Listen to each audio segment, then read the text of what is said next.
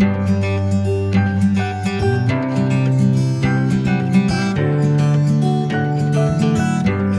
Morning बच्चे, welcome to our YouTube channel Matho Feelings. कैसे हैं आप लोग? उम्मीद करती हूँ बहुत अच्छे होंगे। कुछ ऐसे चैप्टर्स होते हैं हमारे सिलेबस में जो थियोरेटिकल चैप्टर्स होते हैं, और उन चैप्टर्स से ना बड़ा ही डर लगता है स्टूडेंट्स को। लगता है कि पता नहीं कैसे होंगे, क्वेश्चंस तो हो ही नहीं रहे, बड़ी ही प्रॉब्लम आती है स्टूडेंट्स को। तो हम लोग जो इस चैप्टर को पढ़ेंगे एक अलग तरीके से पढ़ेंगे, एक अलग स्ट्रैटेजी होगी हमारी। क्या स्ट्रैटेजी होगी कि हम इस पूरी कंप्लीट वीडियो में इस पूरे चैप्टर का जो कॉन्सेप्ट है उसका पूरा निचोड़ देखेंगे। इस चैप्टर के कॉन्सेप्ट का पूरा एक्सट्रैक्शन आपको इस एक वीडियो से मिल जाएगा, जिससे कि आपके कॉन्सेप्ट्स मजबूत हो जाएंगे। और जब कॉन्सेप्ट्स मजबूत हो जाएंगे ना, तो फिर क्वेश्चन को करने की क्या स्ट्रैटेजी होगी, किस किस तरह के क्वेश्चंस पूछे जाते हैं और किस किस तरह के क्वेश्चंस हमारे सामने आते हैं और उनको हमें किस तरह से डील करना होता है, वो सारी चीजें हम इसके नेक्स्ट वीडियो में देखेंगे इंशाल्लाह। ठीक है, तो ये पूरा चैप्टर, ये पूरा वीडियो इनफैक्ट आपके लिए बहुत इंपॉर्टेंट होगा।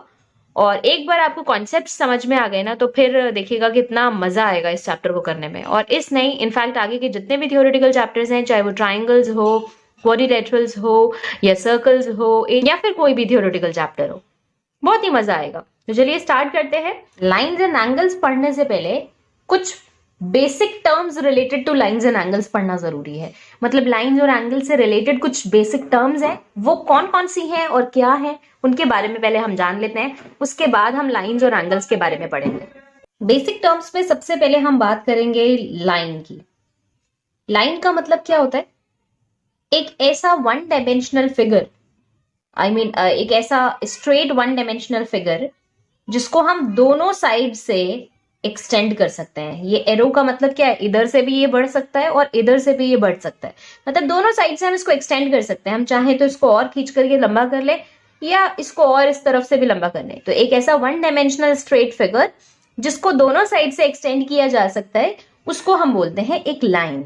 ठीक है, अब सवाल होता है लाइन सेगमेंट क्या है? लाइन सेगमेंट का मतलब होता है लाइन का एक हिस्सा। लाइन क्या है? ये है लाइन।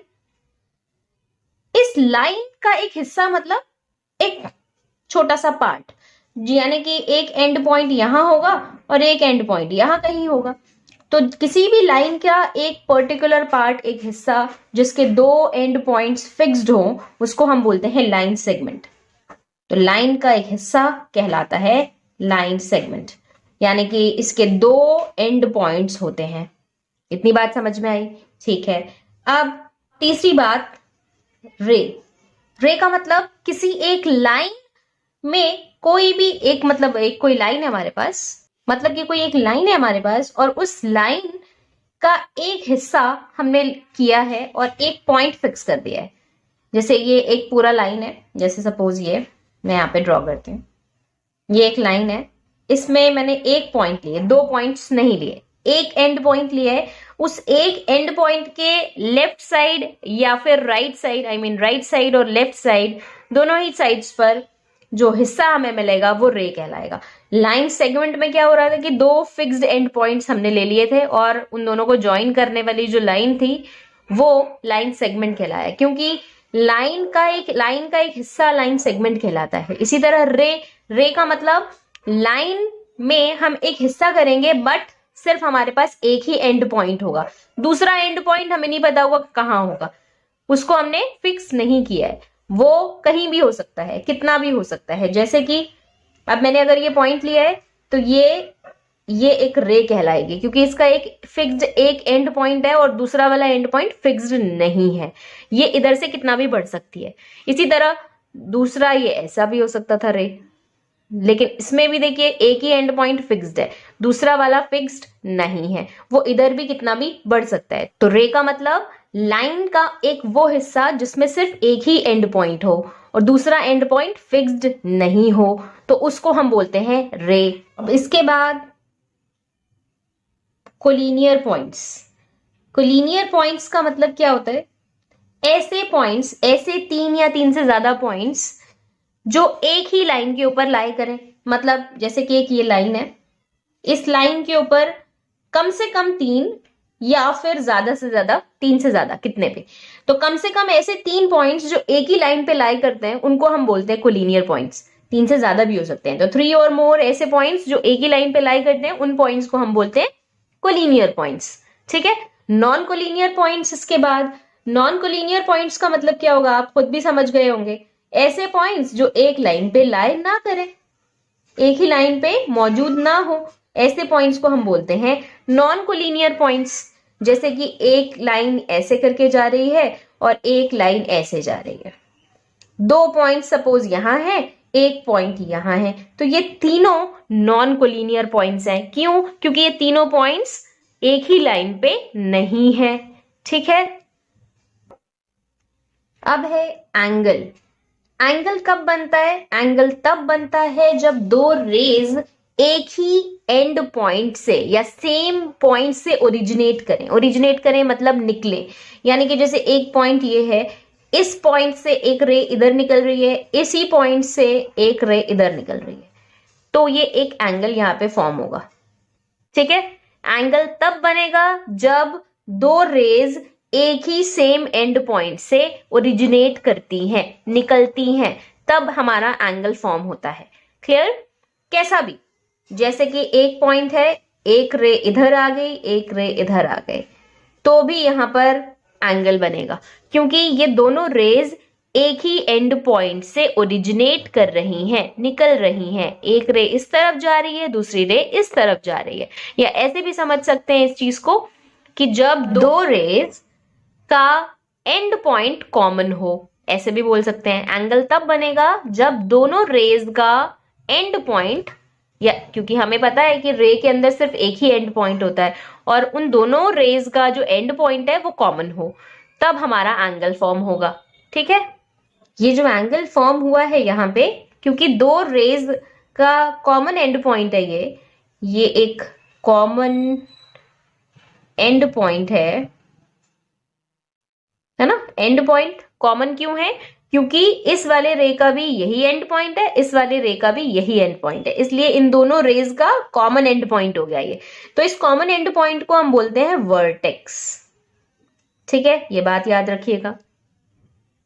ये कुछ बेसिक टर्म्स थी जिनको समझना जरूरी था, और इनफैक्ट शायद आपने पहले भी पढ़ा होगा, 8th क्लास में भी पढ़ा होगा, लेकिन फिर भी हमने थोड़ा सा रिकॉल कर लिया है कि क्या क्या टर्म्स हैं ये। अब हम लाइंस के बारे में थोड़ा सा पढ़ लेते हैं कि लाइंस क्या हैं, किस किस तरह की लाइंस हैं, फिर एंगल्स के बारे में देखेंगे और फिर आगे बात करेंगे। लाइंस बेसिकली 2 टाइप की हैं। पहली टाइप है इंटरसेक्टिंग लाइंस की। इंटरसेक्टिंग लाइंस मतलब ऐसी लाइंस जो एक दूसरे को कट करते हुए निकल जाएं। जैसे कि एक लाइन ये है और एक लाइन ऐसे करके निकल गई। इसको देखिए, एक पॉइंट पे कट करके निकल रही है। पॉइंट ऑफ इंटरसेक्शन हमें मिला, मतलब एक पॉइंट ऐसा मिला जिस पॉइंट पे दोनों लाइंस ने एक दूसरे को कट किया, एक दूसरे को क्रॉस किया। ठीक है, उन लाइंस को हम कहते हैं इंटरसेक्टिंग लाइंस। फिर दूसरी टाइप की जो लाइंस होती हैं वो नॉन इंटरसेक्टिंग लाइंस होती हैं। नॉन इंटरसेक्टिंग लाइंस, या फिर इनको पैरेलल लाइंस भी कहा जाता है।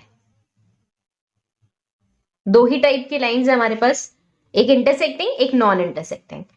पैरेलल लाइंस मतलब एक लाइन ऐसी और एक इस तरह से कि ये चाहे हम कितना भी एक्सटेंड करें, ये कभी भी एक दूसरे को कट नहीं करेंगे, इंटरसेक्ट नहीं करेंगे, कभी भी मीट नहीं करेंगे एक दूसरे से। हमेशा इन दोनों के बीच की जो दूरी है ना, हर जगह बराबर होगी।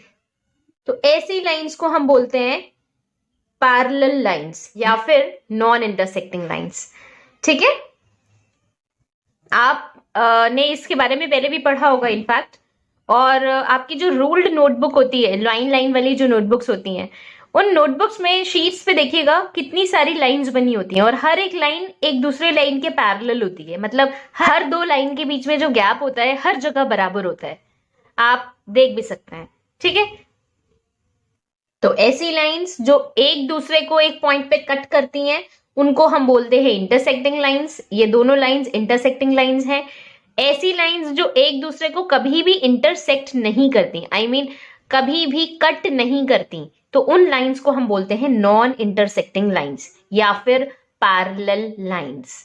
ठीक है, लाइंस के ताल्लुक से आपको एक बात समझनी और जरूरी है, ट्रांसवर्सल क्या है?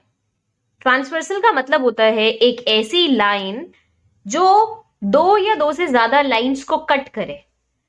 दो या दो से ज्यादा लाइंस, अब मैंने पैरेलल लाइंस या इंटरसेक्टिंग लाइंस के बारे में नहीं कहा, लाइंस कहा, मतलब चाहे वो इंटरसेक्टिंग लाइंस हो, चाहे वो पैरेलल लाइंस हो, कैसी भी लाइंस हो, दो या दो से ज्यादा लाइंस को जब कोई लाइन कट करके निकलती है तो उस कट करने वाली लाइन को हम बोलते हैं ट्रांसवर्सल। ठीक है, इस बात से कोई फर्क नहीं पड़ता कि जिन लाइंस को वो कट कर रही है ट्रांसवर्सल, वो दोनों लाइंस पैरेलल हैं या इंटरसेक्टिंग हैं या नॉन पैरेलल हैं, इससे कोई फर्क नहीं पड़ता। पैरेलल लाइंस को भी कट कर सकती है ट्रांसवर्सल और नॉन पैरेलल लाइंस को भी कट कर सकती है। अगर मेरे पास दो पैरेलल लाइंस है, उन दोनों को एक लाइन कट करके निकल रही है, और दूसरी तरफ दो नॉन पैरेलल लाइंस हैं, उनको एक लाइन कट करके निकल रही है, तो दोनों ही कट करने वाली लाइंस को हम बोलते हैं ट्रांसवर्सल। आई होप की बात समझ में आई होगी। चलिए ठीक है, आगे चलते हैं। एंगल्स, एंगल्स में कुछ एंगल्स के बारे में आपने पहले भी पढ़ा होगा, लेकिन हम फिर भी रिकॉल करेंगे हमने क्या क्या पढ़ा हुआ है। देखिए, सबसे पहले एक्यूट एंगल्स। ऐसे एंगल्स को एक्यूट एंगल कहा जाता है जो एंगल 0 डिग्री से बड़े हों और 90 डिग्री से छोटे हों, यानी कि उनकी ड्यू 0 डिग्री से ज्यादा हो, greater than 0 degree, but less than 90 degree. 90 degree से कम और 0 डिग्री से ज्यादा, यानी कि कोई भी एंगल आप बोल सकते हैं जैसे कि 80 डिग्री। 80 डिग्री एक एक्यूट एंगल है, क्यों? क्योंकि वो 0 से बड़ा है और 90 से छोटा है। 75 degree, 30 degree, 60 degree, 62 degree, 89 degree, in fact 89.5 degree, मतलब 90 से कम होना चाहिए और 0 से ज्यादा होना चाहिए। तो ऐसे हर एक एंगल को हम बोलते हैं एक्यूट एंगल। ठीक, इसके बाद राइट एंगल। राइट एंगल किसको बोलते हैं? राइट एंगल का मतलब जो एंगल 90 डिग्री के बराबर हो, इक्वल टू 90 डिग्री। जो भी एंगल 90 डिग्री होगा उसको हम 90 डिग्री एंगल के बजाय राइट एंगल बोलते हैं। ठीक, ये बात आपको पता भी होगी, नहीं भी पता है तो अब पता लग गई। इसके बाद ऑब्ट्यूज एंगल। ऑब्ट्यूज एंगल किसको बोला जाता है? ऐसा एंगल जो 90 डिग्री से बड़ा हो और 180 डिग्री से छोटा हो, greater than 90 degree but less than 180 degree. समझ में आई बात? 90 से ज्यादा और 180 से कम। 90 से ज्यादा कितना भी, लेकिन ख्याल ये रखना है कि वो 180 से कम होना चाहिए। तो ऐसा एंगल कहलाएगा ऑब्ट्यूज एंगल। जैसे कि for example 92 degree, 100 degree, 110 degree, 170 degree, 175 degree, ये सब क्या है? 90 से बड़े हैं लेकिन 180 से छोटे हैं। तो ऐसे एंगल्स को हम बोलते हैं ऑब्ट्यूज एंगल। सिंपल है। इसके बाद स्ट्रेट एंगल। स्ट्रेट एंगल किसको बोला जाता है? उस एंगल को बोला जाता है जो एंगल 180 डिग्री के बराबर हो। ऐसा एंगल जो 180 डिग्री हो, उस एंगल को 180 डिग्री एंगल बोलने के बजाय स्ट्रेट एंगल बोला जाता है। सिंपल सी बात है ना? अच्छा, इसके बाद हमारा है रिफ्लेक्स एंगल। रिफ्लेक्स एंगल किसको बोलते हैं? रिफ्लेक्स एंगल 180 डिग्री से ज्यादा बट 360 डिग्री से कम होना चाहिए। तो ऐसे एंगल को बोलते हैं रिफ्लेक्स एंगल। तो reflex angle is the angle which is greater than 180 degree but less than 360 degree। 180 से ज्यादा लेकिन 360 से कम, 180 से ज्यादा कितना भी, लेकिन ये ख्याल रखना है कि 360 से कम होना चाहिए। तो 200 डिग्री, 250 डिग्री, 270 डिग्री, कितना भी, 350 डिग्री, 359 डिग्री, 359.5 डिग्री, मतलब 360 से कम होना चाहिए और 180 से ज्यादा, बस इतना ख्याल रखना है। तो ऐसे एंगल को क्या बोला जाता है? ऐसे एंगल को रिफ्लेक्स एंगल बोला जाता है। इसके अलावा कंप्लीट एंगल, कंप्लीट एंगल किसको बोलते हैं? नाम से ही समझ में आ गया होगा, जो पूरा कंप्लीट एक एंगल बनाए, मतलब पूरा ऐसे। तो पूरा कंप्लीट एंगल कितना होता है? 360 डिग्री होता है, इससे ज्यादा तो होता नहीं है। इससे ज्यादा तो मतलब उस 360 को ही रिपीट रिपीट रिपीट रिपीट करते जाएं तो फिर हम उसको ऐड ऑन करते जाते हैं, तो वो बढ़ता जाता है एंगल। लेकिन एक जो कंप्लीट एंगल होता है, एक कंप्लीट पूरा चक्कर चारों तरफ का, उसको हम बोलते हैं कंप्लीट एंगल, जो कि किसके बराबर होता है? 360 डिग्री के बराबर। तो ऐसा एंगल जो 360 डिग्री के बराबर होता है, उसको 360 डिग्री एंगल बोलने के बजाय कंप्लीट एंगल बोला जाता है। ठीक है। अब pair of angles, pair of angle, pair का मतलब आप जानते हैं, पेयर किसको बोला जाता है? दो चीजों को हम इकट्ठा जब करते हैं तो बोलते हैं पेयर। पेयर ऑफ शूज, है ना, पेयर ऑफ इयररिंग्स। तो मतलब जब दो चीजें इकट्ठी होती हैं तो हम उनको पेयर बोलते हैं। एंगल्स जब दो होंगे एक साथ, हम दो एंगल्स की बात करेंगे तो हम बोलेंगे पेयर ऑफ एंगल्स, है ना। अब पेयर ऑफ एंगल्स क्या क्या होते हैं, कौन कौन से होते हैं, मतलब उनका नाम क्या क्या है और कैसे हम पहचाने कि कौन सा पेयर क्या कहलाता है, उसको हम यहाँ पे सीखेंगे। एक है कॉम्प्लीमेंट्री एंगल्स, मतलब एक पेयर होता है कॉम्प्लीमेंट्री एंगल्स का। कॉम्प्लीमेंट्री एंगल्स एक ऐसा पेयर है, एक ऐसा पेयर है, अब जाहिर सी बात है, ये एक नाम मैंने लिख दिया ना कॉम्प्लीमेंट्री एंगल्स, तो ये अंडरस्टूड होना चाहिए कि हम पेयर के बारे में बात कर रहे हैं, हम दो एंगल्स की बात इकट्ठी कर रहे हैं, किसी सिंगल एक एंगल की बात नहीं कर रहे हम। ठीक है, ये इस चीज का ख्याल रखिएगा। कॉम्प्लीमेंट्री एंगल्स का मतलब ऐसे पेयर या ऐसे दो एंगल्स जिनका सम हमेशा 90 डिग्री होता है।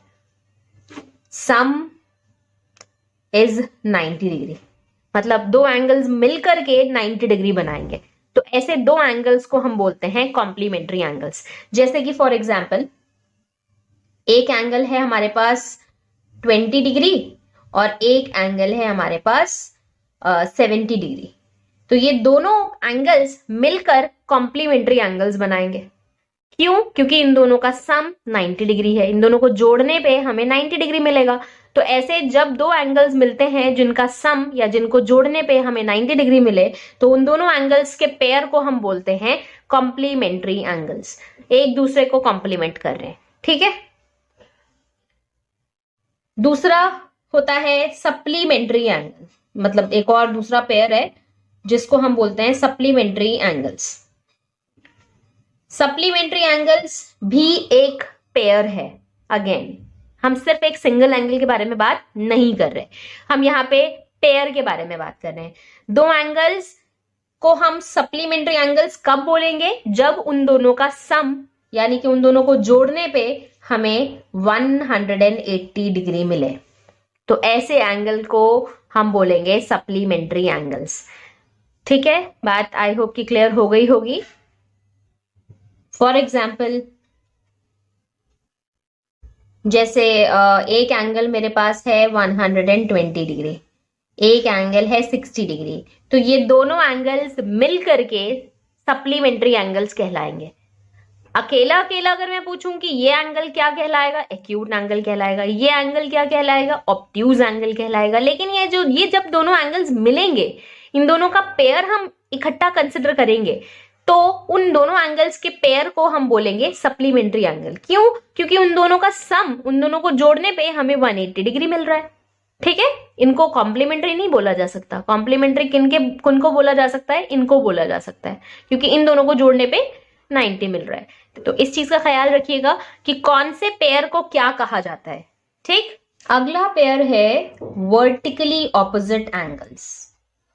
वर्टिकली ऑपोजिट एंगल्स, अब अगेन ये एक पेयर है, मतलब दो एंगल्स को मिला करके हम बोलेंगे वर्टिकली ऑपोजिट एंगल। किसी एक सिंगल एंगल को वर्टिकली ऑपोजिट एंगल नहीं बोला जा सकता।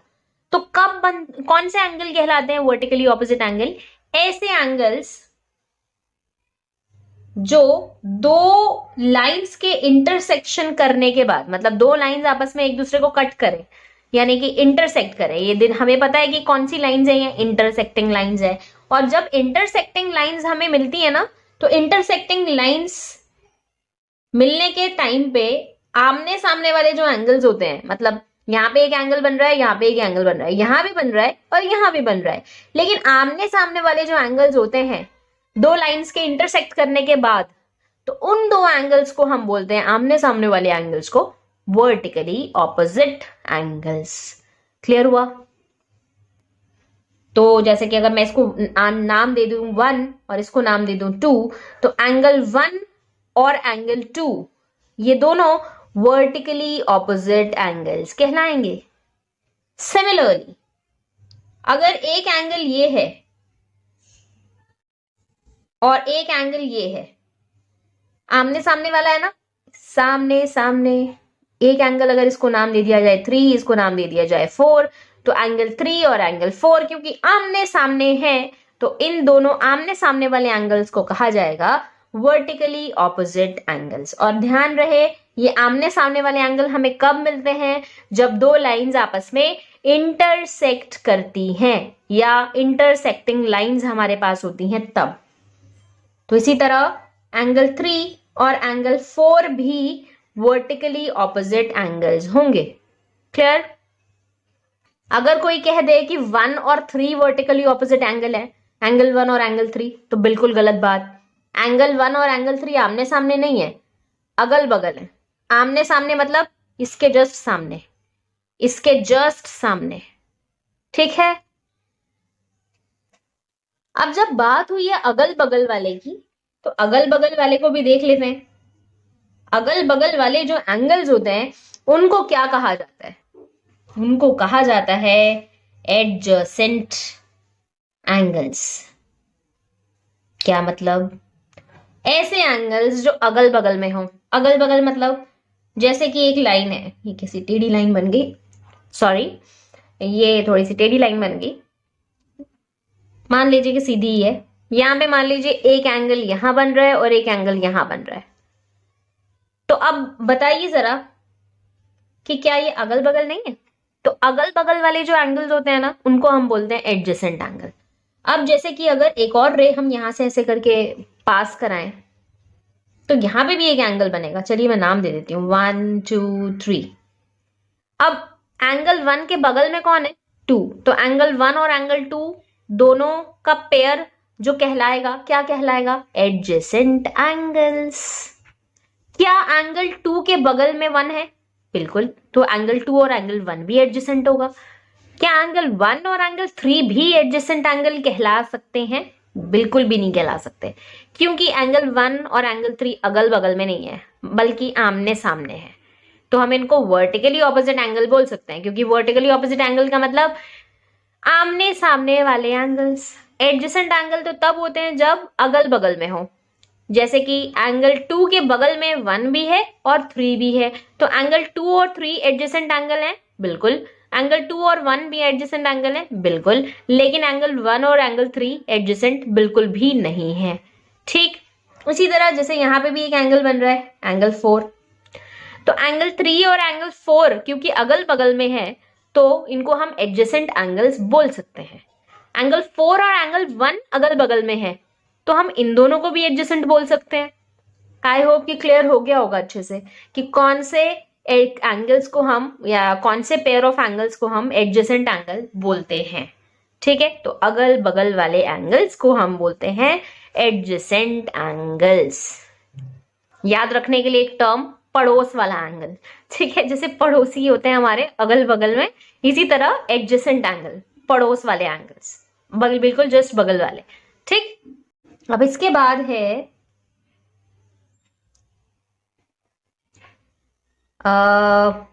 Linear pair of angles. अब ये क्या होता है? Linear pair of angles. Linear pair of angles का मतलब ऐसे पेयर ऑफ एंगल्स जो एडजेसेंट भी हो, इनकी दो कंडीशंस है, मतलब दो कंडीशंस में हम पेयर ऑफ एंगल को लीनियर पेयर बोल सकते हैं। पहली कंडीशन कि वो एडजेसेंट होने चाहिए, एडजेसेंट एंगल्स होने चाहिए, मतलब अगल बगल वाले। दूसरी कंडीशन कि उनका सम 180 डिग्री होना चाहिए, यानी कि सप्लीमेंट्री होने चाहिए, सप्लीमेंट्री। दैट इज कि सम जो होना चाहिए, सम शुड बी 180 डिग्री। समझ में आई मेरी बात? तो ऐसे pair of angles linear pair कहलाते हैं, या लीनियर पेयर ऑफ एंगल्स कहलाते हैं जो अगल बगल के तो हो ही, साथ ही साथ उनका जो सम हो, उन दोनों एंगल्स का जो सम हो, एडिशन हो, वो 180 डिग्री हो। अब देखिए यहां पर जो हमने देखा कि एंगल 2 और एंगल 3 अगल बगल वाले तो हैं, लेकिन क्या इन दोनों का सम 180 डिग्री है? हाँ, फिलहाल यहां तो दिख रहा है कि 180 डिग्री है। लेकिन एक केस ऐसा भी हो सकता था कि सपोज कि ये एक है और ये एक है रे, ये एक एंगल बन रहा है, ये एक एंगल बन रहा है, अगल बगल वाले है ना, लेकिन क्या इन दोनों का सम 180 डिग्री है? नहीं। अगल बगल के मतलब एडजेसेंट एंगल तो है, लेकिन इन दोनों एंगल्स का सम 180 डिग्री नहीं है। 180 नहीं दिख रहा है आपको, इनफैक्ट 90 भी नहीं दिख रहा है। तो इनको हम, इन दोनों पेयर को, मतलब इन दोनों एंगल्स के पेयर को हम लीनियर पेयर नहीं बोल सकते। लीनियर पेयर कब कहलाएगा? जब कुछ इस तरह की कंडीशन हो, मतलब एक स्ट्रेट लाइन के ऊपर कोई रे इस तरह से फॉल करे या इस तरह से ओरिजिनेट करे कि जो दो एंगल्स बने वो अगल बगल के हों, दैट इज एडजेसेंट हों, और उन दोनों का सम जो हो, उन दोनों को जोड़ने पे हमें 180 डिग्री मिले। देखिए मिलेगा ना 180 डिग्री, एकदम स्ट्रेट एंगल मिल रहा है।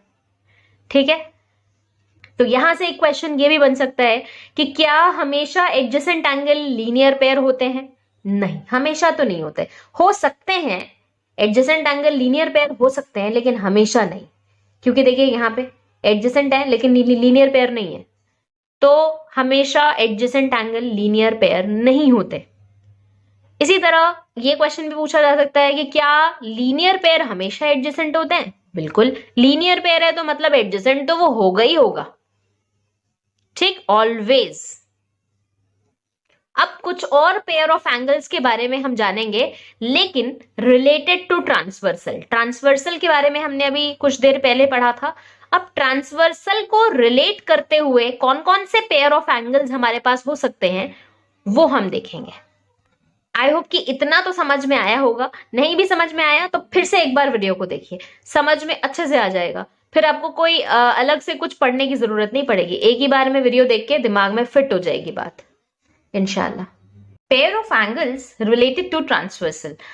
अब देखिए इसमें जैसा कि हम जानते हैं कि ट्रांसवर्सल का मतलब क्या होता है। जैसे कि मेरे पास अगर ये दो लाइंस हैं, वो लाइंस कैसी भी हो सकती हैं। ये दो लाइंस हैं, इसको कट करने वाली लाइन, उसको हम बोलते हैं ट्रांसवर्सल। सबसे पहली बात, पेयर ऑफ एंगल्स के बारे में पढ़ने से पहले एक बात मैं आपको बता दूं, दोनों लाइंस के बाहर साइड में जो एंगल्स बन रहे हैं, यानी कि ये जैसे सपोज ये एंगल 1 है, ये एंगल 2 है, ये 3 है, ये 4 है, लाइंस के बाहर की तरफ जो एंगल्स बनते हैं, उन बाहर वाले एंगल्स को हम बोलते हैं एक्सटीरियर एंगल्स। ठीक है, और लाइन के अंदर के साइड में जो एंगल्स बनते हैं, उन एंगल्स को हम बोलते हैं इंटीरियर एंगल्स। इतनी बात याद रखिएगा। अब जैसे इसको मैं नाम दे देती हूं 5, 6, 7, 8। तो एंगल 1, एंगल 2, एंगल 3, एंगल 4, क्योंकि लाइंस के, इन दोनों लाइंस के बाहर की तरफ बन रहे हैं, इन चारों एंगल्स को हम बोलेंगे एक्सटीरियर एंगल्स। और क्योंकि एंगल 5, 6, 7 और 8 लाइंस के अंदर के साइड बन रहे हैं, इसलिए हम इनको बोलेंगे इंटीरियर एंगल्स। ठीक है, अब हम बात करते हैं पेयर ऑफ एंगल्स के बारे में। सबसे पहले करेस्पॉन्डिंग एंगल्स। करेस्पॉन्डिंग, ये वर्ड ही से आपको समझ में आ रहा होगा क्या मतलब है? करस्पॉन्ड करने वाले एंगल, मतलब जैसे कि मैं यहाँ पे फिर से ड्रॉ करके आपको दिखाती हूँ। दो लाइन्स है सपोज मेरे पास। अब ये दो लाइन्स कैसे भी हो सकती हैं, पैरेलल भी हो सकती हैं, नॉन पैरेलल भी हो सकती हैं। बस इसको कट करने वाली लाइन को हम ट्रांसवर्सल बोलते हैं। ठीक है, ये हम ऑलरेडी पढ़ ही चुके हैं। अगर यहां इस एंगल के बारे में बात कर रही हूं मैं, मतलब लाइन के ऊपर की तरफ लेफ्ट साइड में जो एंगल बन रहा है, तो लाइन के ऊपर की तरफ लेफ्ट साइड में जो एंगल बन रहा होगा, ये दोनों एंगल्स करस्पॉन्डिंग एंगल कहलाएंगे। क्यों? क्योंकि सेम एक ही तरह से बन रहे हैं। लाइन के ऊपर साइड में ये एंगल बन रहा है, लाइन के ऊपर साइड में ये एंगल बन रहा है, और लेफ्ट साइड में बन रहा है। ये देखिए दोनों ही लेफ्ट साइड में बन रहा है, तो मैं बोल सकती हूँ ये एंगल और ये एंगल करस्पॉन्डिंग एंगल है, यानी एंगल 1 और एंगल 2 करस्पॉन्डिंग एंगल्स हैं। ठीक, इसी तरह लाइन के ऊपर के साइड में राइट साइड में एंगल बन रहा है, लाइन के ऊपर साइड में राइट साइड में एंगल बन रहा है। देखिए ये भी लाइन के अपर साइड में बन रहा है, ये भी, ये एंगल भी लाइन के ऊपर यानी अपर साइड में बन रहा है। और कहां बन रहा है? राइट की तरफ, राइट हैंड की तरफ। तो ये एंगल 3 और एंगल 4 भी करस्पॉन्डिंग एंगल हो गए। करस्पॉन्डिंग का मतलब ही यही होता है कि करस्पॉन्ड करना, जिस तरफ जो चीज हमें दिख रही है उसी तरफ दूसरी चीज भी दिखनी चाहिए, सेम। तो हम बोल सकते हैं एंगल 3 और एंगल 4 भी करस्पॉन्डिंग एंगल्स हैं। ठीक है, इसी तरह अगर मैं ये वाले एंगल के बारे में बात करूं, आप देखिए ये एंगल कहां बन रहा है? लाइन के नीचे बन रहा है, यानी इंटीरियर एंगल है ये। तो लाइन के नीचे बनने वाला एंगल यहां हो सकता है। लेफ्ट साइड में बन रहा है, ये भी लेफ्ट साइड में बन रहा है, तो मैं बोल सकती हूँ ये वाला एंगल और ये वाला एंगल दोनों करस्पॉन्डिंग होंगे। बिल्कुल, एंगल 5 और एंगल 6 करस्पॉन्डिंग होगा। ठीक, क्या एंगल 1 और एंगल 6 करस्पॉन्डिंग हो सकता है? नहीं। क्यों? लेफ्ट साइड में तो बन रहे हैं दोनों एंगल, लेकिन ये वाला एंगल लाइन के ऊपर बन रहा है, ये वाला 6 लाइन के नीचे बन रहा है, तो इसलिए करस्पॉन्डिंग नहीं होंगे। करस्पॉन्डिंग का मतलब एक ही तरह से दिखने वाले एंगल।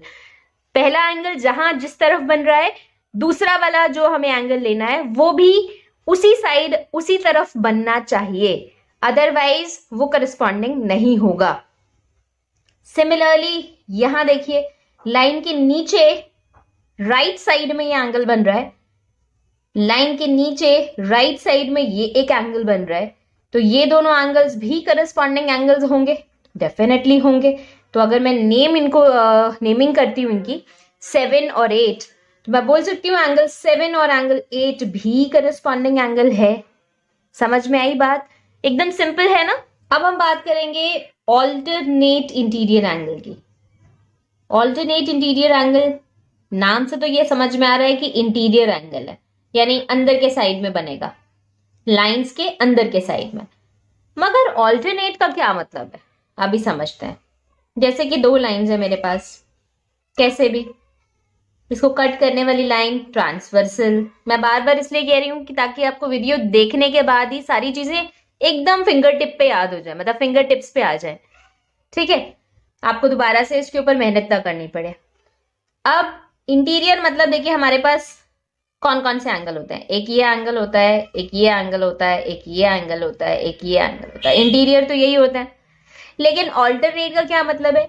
अगर मैं इस एंगल के बारे में बात कर रही हूं ना, तो इसके नेक्स्ट वाले के बाद वाला, नेक्स्ट वाले के बाद वाला, किसी भी तरफ से इसके नेक्स्ट वाले के बाद वाला, जिस भी एंगल को लेकर के मुझे बात करनी है, उस एंगल के नेक्स्ट के बाद वाला। ऑल्टरनेट का मतलब ही यही होता है। ऑल्टरनेट क्लासेस, ऑल्टरनेट डेज में हम लोग क्लासेस लेते हैं, जैसे आपकी मैथ्स और साइंस की क्लासेस हुआ करती हैं ऑल्टरनेट डेज में, एक दिन के गैप पे दूसरी क्लास, है ना। जैसे मंडे क्लास हो रही है, ट्यूसडे का गैप, फिर वेडनेसडे को क्लास हो रही है, एक का गैप होता है नेक्स्ट के बाद वाला। तो इसमें भी मतलब यही है ऑल्टरनेट।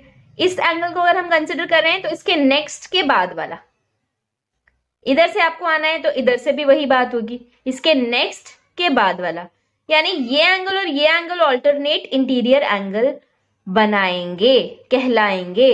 ठीक है, अगर ये एंगल 1 है, ये एंगल 2 है, ये एंगल 3 है, ये एंगल 4 है, तो हम बोल सकते हैं एंगल 1 और एंगल 3 ऑल्टरनेट इंटीरियर एंगल होंगे।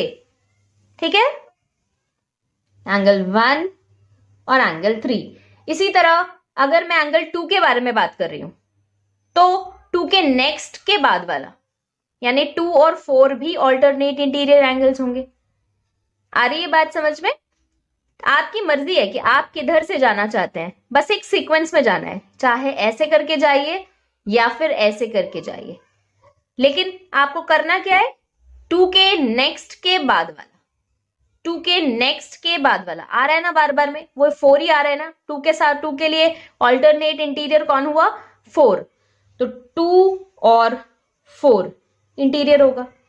इसी तरह 3 को अगर हमें लेके चलना है कि 3 का ऑल्टरनेट इंटीरियर कौन सा होना चाहिए, 3 के नेक्स्ट के बाद वाला 1। तो 1 और 3 तो हम ऑलरेडी बोल ही चुके हैं। आई होप कि समझ में आ गई होगी बात। इसमें ना एक और चीज है पहचानने की, एक और पहचान है इनफैक्ट, इसमें एक Z बनता है। ऑल्टरनेट इंटीरियर एंगल ना एक Z फॉर्म करता है। मैं दिखाती हूं, देखिए इस तरीके से देख पा रहे हैं। अब एंगल 1 और एंगल 3 Z बन रहा है। जब भी ऐसे करके Z बनेगा तो एंगल एक तो यहां बनेगा और एक एंगल यहां बनेगा। 2 एंगल के अलावा कोई तीसरा एंगल तो यहां दिख नहीं रहा। तो जो Z फॉर्म करता है, Z फॉर्म करने के टाइम पे जो 2 एंगल्स मिलते हैं वो दोनों एंगल्स भी ऑल्टरनेट इंटीरियर एंगल्स होते हैं। ठीक है। इसी तरह उल्टा Z भी, कैसे? ऐसे, ये देखिए उल्टा Z। उल्टा Z यानी कि एक सेकेंड, ऐसे Z, उल्टा Z ऐसे बन गया। एक एंगल यहां बन रहा है, एक एंगल यहां बन रहा है, तो ये दोनों भी ऑल्टरनेट इंटीरियर एंगल होंगे। देखिए दिख रहा है ना 2 और 4। आई होप कि समझ में आई होगी ये बात। जिस तरह अभी हमने ऑल्टरनेट इंटीरियर एंगल देखा, इसी तरह होते हैं ऑल्टरनेट एक्सटीरियर एंगल। इससे ये तो समझ में आ रहा है कि ऑल्टरनेट की ही हम बात करेंगे, मगर यहाँ पे हमें किसको कंसिडर करना है? एक्सटीरियर एंगल्स को कंसिडर करना है। एक्सटीरियर एंगल्स अभी हमने थोड़ी देर पहले देखा था। एक्सटीरियर एंगल्स उन एंगल्स को कहा जाता है जो लाइंस के बाहर के साइड में बनते हैं। जैसे कि ये एक ट्रांसवर्सल है, ये एक लाइन है, ये एक लाइन है, तो इस लाइन के बाहर के साइड पे, इस लाइन के बाहर के साइड पे जो एंगल्स बनेंगे वो एंगल होंगे एक्सटीरियर एंगल। यानी ये एंगल, ये एंगल, ये एंगल, ये सारे एंगल्स एक्सटीरियर एंगल्स होंगे, है ना।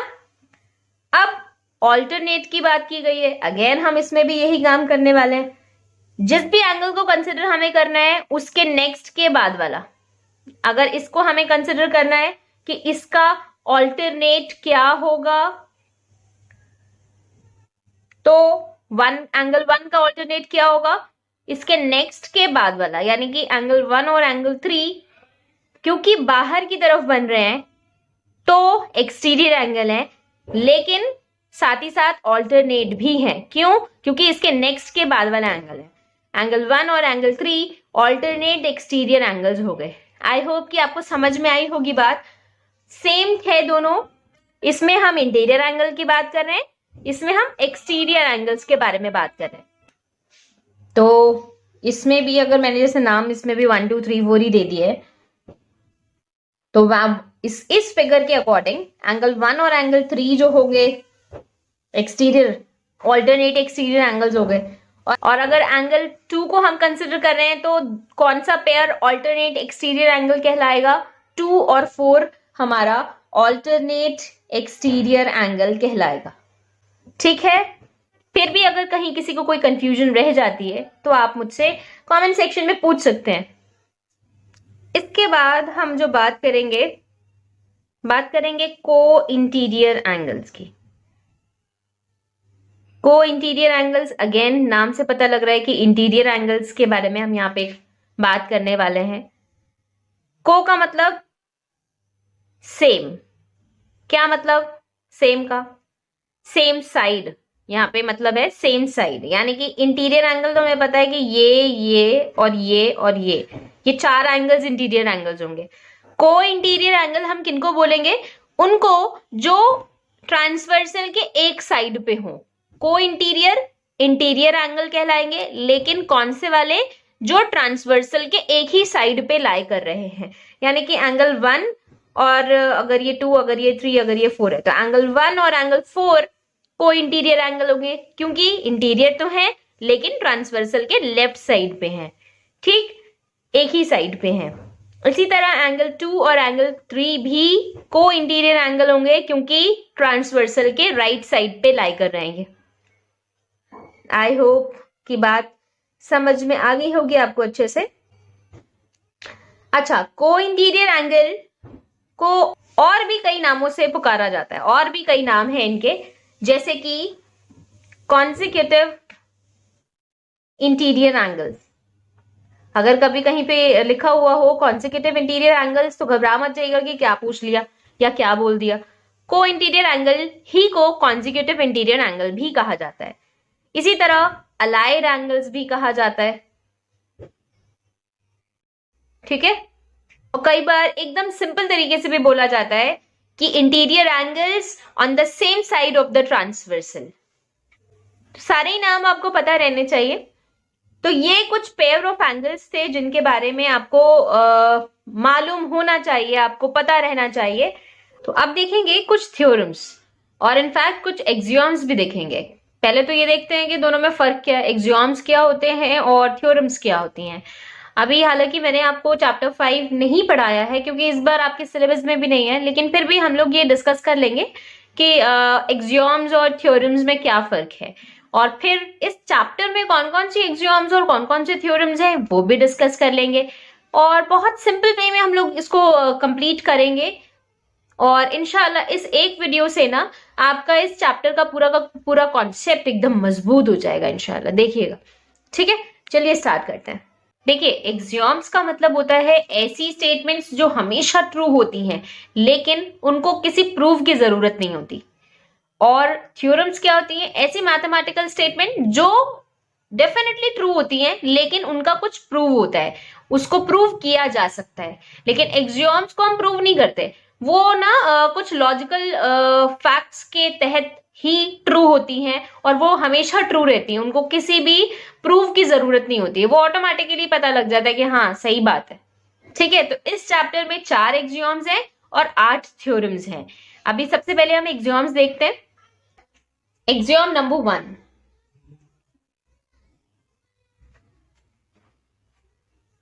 क्या कहती है? पहली एक्सियोम कहती है कि अगर एक रे किसी लाइन के ऊपर स्टैंड करती है, कोई एक लाइन तो स्ट्रेट ही होती है ना, लाइन के ऊपर अगर कोई रे स्टैंड करता है, इफ की कंडीशन है कि अगर कोई रे किसी लाइन पे स्टैंड करती है, इफ वाली कंडीशन में सिर्फ इतना ही है, अगर ऐसा है देन क्या होगा, जो एडजेसेंट एंगल्स बनेंगे वो उनका सम हमेशा 180 डिग्री होगा। ये तो अभी हम पढ़ भी चुके हैं, डेफिनेटली ये बात सही है, ठीक है। तो क्या बोला जाए, इफ वाली कंडीशन यानी अगर ऐसा है, इफ अ रे स्टैंड्स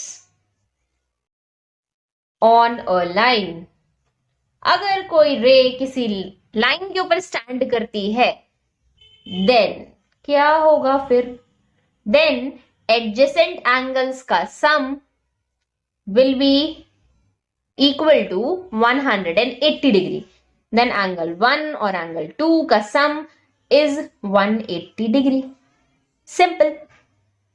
एक्सियोम नंबर 2 इसी का उल्टा, अगर कोई लाइन के ऊपर एडजेसेंट एंगल्स का सम 180 डिग्री है, किसी लाइन के ऊपर जो एडजेसेंट एंगल्स बन रहे हैं और उनका सम अगर 180 डिग्री है, यानी इफ वाली कंडीशन में इस बार क्या दिया हुआ है कि वो पहले से ही बता रहा है कि ना एडजेसेंट एंगल्स जो बन रहे हैं वो 180 डिग्री बन रहे हैं, मतलब उनका सम जो है वो 180 डिग्री है। अगर ऐसा हो रहा है देन हम बोल सकते हैं कि ये जो लाइन है ना AOB, ये एक स्ट्रेट लाइन होगी, ये एक लाइन फॉर्म करेगी। या ये भी बोल सकते हैं कि ये एंगल की जो नॉन कॉमन रेज हैं, आर्म्स हैं, जैसे ये एंगल है और ये एंगल है, इन दोनों एंगल्स में कॉमन पार्ट तो ये है ना, देखिए एक ये पार्ट, ये एंगल हुआ और एक ये वाला एंगल हुआ, इस एंगल और इस एंगल में कॉमन कौन सा हिस्सा है? ये हिस्सा है। नॉन कॉमन कौन सा हिस्सा है? ये हिस्सा है। तो जो नॉन कॉमन हिस्सा है ना, वो नॉन कॉमन हिस्सा मिल करके एक लाइन फॉर्म करता है। यही कहता है ये एक्सियोम। क्या? फिर से रिपीट करती हूं।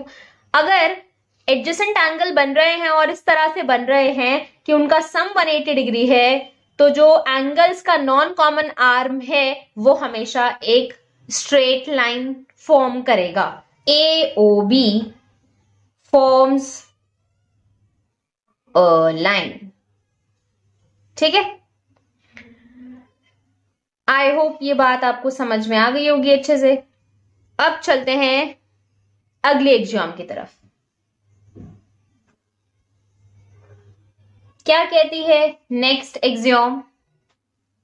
कहती है कि अगर कोई ट्रांसवर्सल है और वो दो पैरेलल लाइंस को इंटरसेक्ट कर रही है। कैसी लाइंस को? ट्रांसवर्सल तो किसी को भी इंटरसेक्ट कर सकती है, मगर यहां पे स्पेसिफिकली कहा गया है कि अगर दो पैरेलल लाइंस को एक ट्रांसवर्सल इंटरसेक्ट कर रही है, तो मैं लिख देती हूं इस बात को पहले। इफ वाली क्या कंडीशन है यहां पे कि इफ अ ट्रांसवर्सल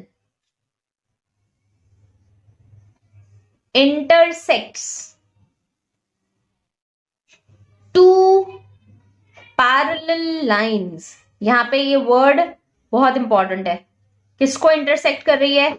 दो पैरेलल लाइंस को। अगर एक ट्रांसवर्सल इंटरसेक्ट कर रही है दो पैरेलल लाइंस को, तो जो हमारे करस्पॉन्डिंग एंगल्स होंगे, यानी एंगल 1 और एंगल 2 करस्पॉन्डिंग है, देन जितने भी करस्पॉन्डिंग एंगल्स बनेंगे ना, वो बराबर बनेंगे।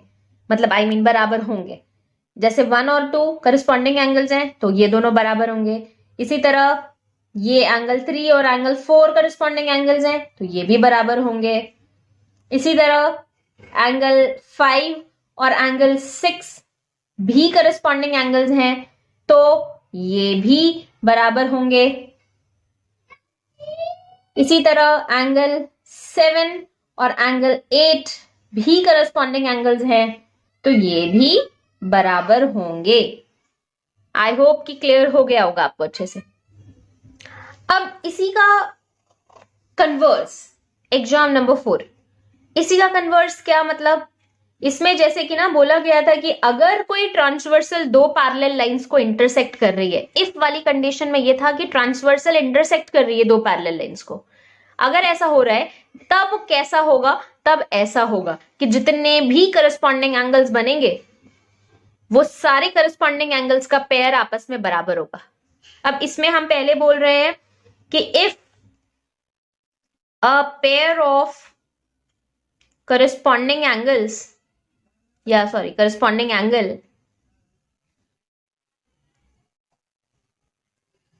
इज इक्वल, अगर बराबर है, देन जो लाइंस होंगी, जो दो लाइंस होंगी, वो पैरेलल होंगी। Then two lines will be parallel. दोनों लाइंस कैसी होंगी? पैरेलल होंगी। उल्टा है इसका। देखिए एकदम सिंपल था। एग्जाम नंबर 1 और 2 एक दूसरे का कन्वर्स, एग्जाम नंबर 3 और 4 एक दूसरे का कन्वर्स। एक भी याद हो गया तो इसका उल्टा तो होगा ही। ठीक है, आई होप कि क्लियर हो गया होगा। अब बढ़ते हैं हम लोग अपनी थ्योरम्स की तरफ। थ्योरम नंबर 1 क्या कहती है? पहली थ्योरम कहती है कि अगर दो लाइंस आपस में एक दूसरे को इंटरसेक्ट कर रही हैं, यानी इफ वाली क्या कंडीशन है कि दो लाइंस इंटरसेक्ट कर रही हैं, बस इतना ही है इफ में। अगर इंटरसेक्ट कर रही है तो क्या होगा? तो जो वर्टिकली ऑपोजिट एंगल्स होंगे ना, वो बराबर होंगे। यानी मैं बोल सकती हूं if two lines are intersecting, बस अगर दो लाइंस आपस में एक दूसरे को कट कर रही हैं, इंटरसेक्ट कर रही हैं, देन क्या होगा? वर्टिकली ऑपोजिट एंगल्स, आमने सामने वाले जो एंगल्स होंगे वो बराबर होंगे। एंगल 1 और एंगल 2 बराबर होगा। इसी तरह एंगल 3 के ऑपोजिट में कौन सा एंगल है? 4। एंगल 3 और एंगल 4 वर्टिकली ऑपोजिट है, ये दोनों भी बराबर होंगे। ठीक है, अब थ्योरम नंबर 2। अच्छा, स्टूडेंट्स को ना घबराहट होने लगती है, इतने सारे एग्जाम्स और थ्योरम्स याद कैसे होंगे? आराम से याद हो जाएंगे, बस आप ना थोड़ा सा पेशेंस रखिएगा। और बुक की जो पूरी लाइंस हैं वो अपने दिमाग में बैठाने की जरूरत नहीं है, बस आप थ्योरम याद रखिए कि थ्योरम क्या कह रही है, उसको आप दिमाग में बस इसी तरह छोटे छोटे ऐसे पार्ट्स में करके फिट कर लीजिए, ताकि क्वेश्चंस को करने में आसानी हो, क्योंकि क्वेश्चंस में आपको थ्योरम यूज करनी है और थ्योरम से ही वो क्वेश्चंस होंगे, या एग्जाम्स यूज करके ही वो क्वेश्चन आप सॉल्व कर पाएंगे। थ्योरम्स नहीं याद होंगी ना तो फिर क्वेश्चंस नहीं हो पाएंगे, इसलिए थ्योरम्स का याद रहना बहुत जरूरी है, आपके फिंगर टिप पे होनी चाहिए। ठीक। थ्योरम नंबर 2 क्या कहता है? कहता है कि अगर एक ट्रांसवर्सल दो लाइंस को इंटरसेक्ट कर रहा है, अब यहाँ पे कौन सी लाइन को इंटरसेक्ट कर रहा है बताया नहीं है, कैसी भी लाइंस, दो लाइंस को अगर एक ट्रांसवर्सल इंटरसेक्ट कर रहा है और इस तरीके से इंटरसेक्ट कर रहा है कि ऑल्टरनेट इंटीरियर एंगल बराबर है, यानी एंगल 1 और एंगल 2 बराबर है। अगर अगर ऐसा है कि ऑल्टरनेट इंटीरियर एंगल बराबर आ रहा है, देन ये जो लाइन होगी ना, अगर ये L और M है, then L is parallel to M, L और M पैरेलल होंगी। सिंपल, बस इतना ही कहा है इस थ्योरम ने। क्या कहा, फिर से रिपीट करती हूं, अगर एक ट्रांसवर्सल दो लाइंस को इंटरसेक्ट कर रहा है और इस तरीके से इंटरसेक्ट कर रहा है कि ऑल्टरनेट इंटीरियर एंगल बराबर है, ये अगर ऐसा है, अगर ये पता है हमें कि 1 और 2 बराबर है, कुछ भी कितनी भी डिग्रीज हो इसके, कितना भी मतलब एंगल हो, लेकिन बराबर है, जैसे सपोज ये 45 है और ये भी 45 है मान लीजिए, तो अगर ऐसा है ना कि ऑल्टरनेट इंटीरियर एंगल बराबर आ रहा है, तो डेफिनेटली वो जो दोनों लाइंस होंगी ना वो पैरेलल होंगी। ठीक है। थ्योरम नंबर 3 इसी का कन्वर्स है। क्या कह रहा है कि अगर दो पैरेलल लाइंस हैं और दो पैरेलल लाइंस को एक ट्रांसवर्सल कट कर रहा है, अब यहां पे उसने बता दिया कि L और M दोनों लाइंस पैरेलल है, तो जितने भी ऑल्टरनेट इंटीरियर एंगल्स होंगे वो बराबर होंगे। इसी का उल्टा है ना, इसमें हमें दिया हुआ था कि ऑल्टरनेट इंटीरियर एंगल बराबर है, तो हमें पता लगा कि दोनों लाइंस पैरेलल होंगी, यानी इफ वाली कंडीशन में एंगल बराबर था, देन वाली कंडीशन में हमें पता लगा कि दोनों पैरेलल है। इसमें उल्टा है। क्या है? इफ कि L is parallel to M, मतलब L और M पैरेलल हैं, अगर ऐसा है, देन एंगल 1 और एंगल 2 यानी ऑल्टरनेट इंटीरियर एंगल बराबर होंगे। इसी तरह अगर ये एंगल 3 है और ये एंगल 4 है, तो एंगल 3 और 4 भी बराबर होंगे। ठीक है। नेक्स्ट, बुक में पहले ये थ्योरम दी होगी फिर ये दी होगी, कोई फर्क नहीं पड़ता, अल्टीमेटली दोनों एक दूसरे का ही कन्वर्स है। ठीक है। थ्योरम नंबर 4 क्या कहती है थ्योरम? अगर कोई ट्रांसवर्सल दो पैरेलल लाइंस को इंटरसेक्ट कर रही है, मतलब ये गिवन है कि L और M दोनों पैरेलल हैं, यानी if L is parallel to M, अगर L और M पैरेलल हैं तो को इंटीरियर एंगल्स जो होंगे, हमने अभी पढ़ा था ना थोड़ी देर पहले, को इंटीरियर एंगल्स का सम हमेशा 180 डिग्री होगा। को इंटीरियर एंगल मतलब ट्रांसवर्सल के सेम साइड पे जो दो एंगल्स बनते हैं उनको हम को इंटीरियर एंगल बोलते हैं, तो उन दोनों एंगल का sum is always equal to 180 degree, ये याद रखिएगा। इसी तरह उसके ऑपोजिट साइड वाला भी, जैसे 3 है और ये 4 है, तो 3 और 4 का भी सम 180 डिग्री होगा। अच्छा, एक बात मैं बताते चलूं, मेरे दिमाग में आई, तो ये एंगल 3 और एंगल 4 मैंने नाम दिया है इसको, इसकी वैल्यू 3 और 4 नहीं है, इसकी वैल्यू 1 और 2 नहीं है, ये नाम दिया है, इस एंगल को मैंने एक नाम दे दिया है। जैसे हम एक्स वाई जेड कुछ भी दे देते हैं, इसी तरह मैंने एंगल को नाम जो दिया है वो 1 और 2 3 और 4 दिया है। नाम तो कुछ भी हो सकता है, इन दोनों एंगल्स की वैल्यूज कुछ भी होंगी, जो भी होंगी उनका सम जो होगा वो 180 डिग्री होगा। ठीक है। इसी का कन्वर्स क्या, कि अगर एक ट्रांसवर्सल हमें मिल रहा है और इस तरीके से मिल रहा है कि को इंटीरियर एंगल का सम हमें पता लग रहा है कि 180 डिग्री है। इफ, अब यहाँ पे इफ वाली कंडीशन में आ गया कि अगर को इंटीरियर एंगल का सम 180 डिग्री है, अगर ऐसा है तो लाइंस भी पैरेलल होंगी, then L is parallel to M। इसी का उल्टा हो गया ना। देखिए पहले वाले थ्योरम में क्या लिखा था कि अगर L और M पैरेलल है, अगर ये पैरेलल है तो को इंटीरियर का सम 180 होगा।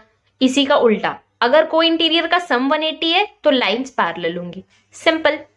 आप देखते हैं थ्योरम नंबर 6 क्या कहती है। थ्योरम बहुत सिंपल सी थ्योरम है। जैसे कि सपोज मेरे पास ना 3 लाइंस हैं, एक लाइन है L, एक M, एक P, ठीक है। इफ की कंडीशन में यह है कि अगर L M के पैरेलल है और P एक लाइन है वो भी M के पैरेलल है, मतलब L जो है वो M के पैरेलल है और P जो है वो भी M के पैरेलल है। अगर ऐसा है कि एक लाइन एक दूसरी लाइन के पैरेलल है और तीसरी वाली लाइन भी उस दूसरी वाली लाइन के पैरेलल है, देन पहली वाली और थर्ड वाली लाइन भी आपस में पैरेलल होंगी, यानी L is parallel to P। ये तो होगा ही डेफिनेटली, है ना। अगर ये इसके पैरेलल है और ये भी इसके पैरेलल है तो ये दोनों भी तो आपस में पैरेलल होंगे, ठीक है। यही कहती है थ्योरम नंबर 6, एकदम सिंपल थ्योरम है। अब थ्योरम नंबर 7, थ्योरम नंबर 7 क्या कहती है। कहते हैं कि अगर एक ट्रायंगल है तो ट्रायंगल में तीनों एंगल्स का सम जो होता है वो हमेशा 180 डिग्री होता है। ये याद रखिएगा। अगर ये एंगल 1 है, ये एंगल 2 है, ये एंगल 3 है, तो ट्रायंगल अगर हमारे पास है, यानी इफ की कंडीशन में है कि if we have a triangle, बस ट्रायंगल है हमारे पास, देन जो तीनों एंगल्स का सम होगा, ट्रायंगल के इंटीरियर एंगल का जो भी सम होगा, अंदर बन रहा है ना, ट्रायंगल के अंदर बन रहा है इसलिए ट्रायंगल का इंटीरियर एंगल, तो ट्रायंगल के तीनों इंटीरियर एंगल का sum will be always equal to 180 degree, ठीक है।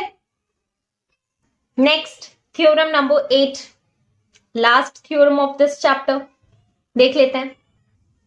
कहती है थ्योरम नंबर 8 कि अगर एक ट्रायंगल है और ट्रायंगल की एक साइड को ना एक्सटेंड कर दिया है, ठीक है। ट्रायंगल की 3 साइड्स होती है ना, ट्रायंगल की एक साइड को हमने एक्सटेंड कर दिया। अगर एक्सटेंड किया तो जो एक्सटीरियर एंगल बनता है वो एक्सटीरियर एंगल किसके बराबर होगा, इसके सामने वाले इंटीरियर एंगल के सम के बराबर होगा। क्या मतलब है कि इफ वाली कंडीशन में क्या है कि if a side of a triangle is being produced, अगर एक ट्रायंगल की एक साइड को प्रोड्यूस किया गया, देन अगर ये सपोज मेरा एंगल 4 है, ये एंगल 1 है, ये एंगल 2 है और ये एंगल 3 है, तो एंगल 4 जो होगा ना, एंगल 4 यानी कि एक्सटीरियर एंगल जो होगा वो किसके बराबर होगा, एक्सटीरियर एंगल के सामने जो 2 इंटीरियर एंगल्स बन रहे हैं उनके सम के बराबर होगा, ठीक है। तो इसको exterior angle sum property of a triangle भी बोला जाता है। इसको angle sum property of triangle, इसको exterior angle sum property of triangle भी कहा जाता है, ठीक। तो यही कुछ 8 थ्योरम्स थी और 4 एक्सियोम्स थे जो कि हमने सीखे, और आई होप कि आपको समझ में भी आया होगा, कोई प्रॉब्लम नहीं होगी।